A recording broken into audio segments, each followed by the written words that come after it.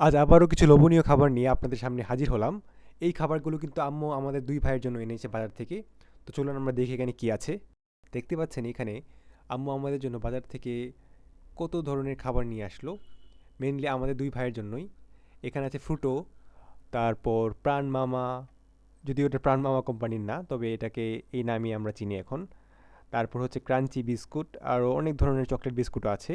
সেই সাথে মিল্কের প্যাকেটগুলোর সাথে কিন্তু দেখতে পাচ্ছেন খুবই সুন্দর দেখতে মগ ফ্রি দিয়েছে।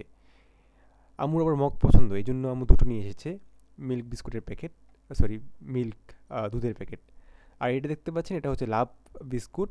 লাভ বিস্কুটগুলো কিন্তু খেতে খুব একটা ডিফারেন্ট ছিল না, জাস্ট নর্মাল বিস্কুটের মতোই। তারপর এখানে দেখতে পাচ্ছেন এটা খুবই দামি একটা চকলেট বিস্কুট, কিন্তু খেতে ওই 10 টাকা দামের টিফিন বিস্কুটের মতোই সিমিলার একটা টেস্ট, জাস্ট একটু একটু চকলেটটা বেশি। তবে দাম অনুযায়ী বলা যায় মোটামুটি ঠিক, যেহেতু এখন সব কিছুর দামই বেশি। তারপর এটা দেখতে পাচ্ছেন এটা হচ্ছে চকলেট ওয়াফার, আর এটা হচ্ছে চকলেট বিস্কুট। এটা আরও একটি চকলেট বিস্কুট, এটাও কিন্তু খেতে ওই সিমিলার টেস্ট, ওই 10 টাকার চকলেট বিস্কুটের মতোই। তবে আপনার খেতে কিছুটা, এটাতে মধ্যে চকলেটটা কিছুটা বেশি ছিল।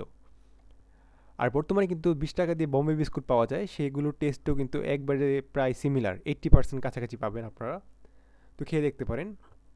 তো দেখতে পাচ্ছেন এখানে আম্মু আরও অনেক কিছু নিয়ে এসেছিল আমাদের জন্য, সেগুলো আমরা খেলাম এবং একে একে টেস্ট করে দেখলাম।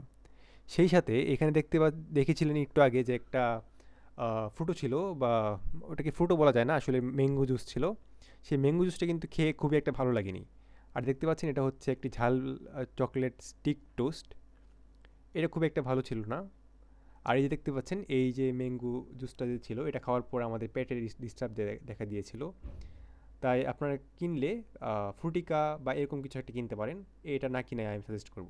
তো এই ছিল আমাদের ভালো লাগলে কমেন্ট করে জানাবেন এবং সাবস্ক্রাইব করে পাশে থাকবেন এই ধরনের মজার মজার লোভনীয় খাবার দেখার জন্য। সকলে ভালো থাকবেন। আল্লাহ হাফেজ।